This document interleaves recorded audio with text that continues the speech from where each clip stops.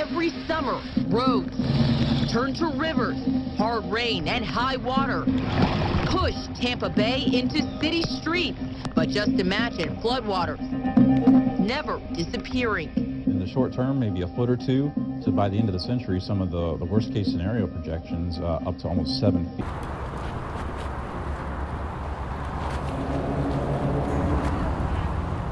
The effects of climate change and sea level rise will negatively impact Tampa Bay's natural resources, exacerbate existing socioeconomic disparities, and have devastating effects in the Tampa Bay region if we continue to follow our current course of action.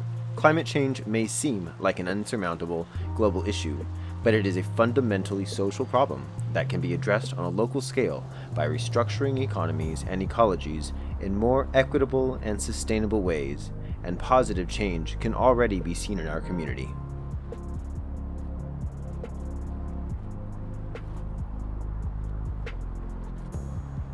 Dr. Zarger, what are some of the effects that are happening in the Tampa Bay area that you have discovered?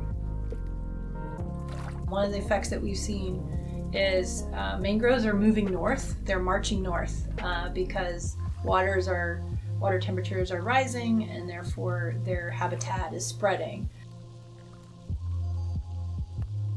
You know, when we have changing rainfall patterns, what's going to happen to the strawberry industry or citrus farmers or other industries?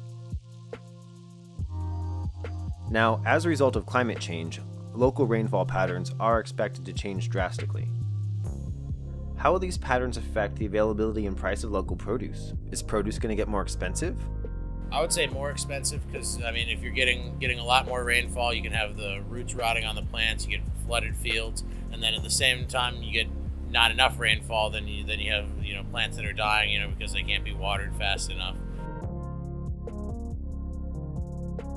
How might climate change exacerbate existing socioeconomic disparities?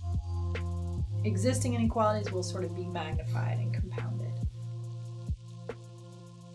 As we look at the Riverwalk here in Tampa Bay, we need to start looking into how we can keep it a livable environment for all.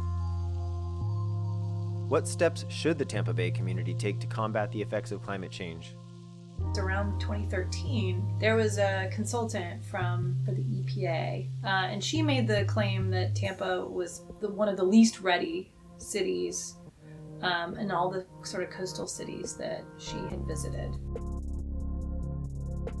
Fast forward to 2018, and we've had actually a lot of activity. Regional Planners Association, we have a lot of different organizations that have really kind of added this on as a main focus of the work that they're doing going forward from a lot of different sectors. Pinellas County has, I think, more kind of happening around these issues perhaps than Hillsborough. But hopefully that's, sort of continuing to change in the next couple of years. And I think at the municipal level, at the city level, there's a lot of kind of discussion about these topics. Experts agree that expanded mass transportation systems can help combat the ongoing effects of climate change. Would you use and support an expanded mass transportation system in Tampa Bay? I would support and use a mass transportation system. I think Tampa is behind in the times by not having one. We are a large enough city.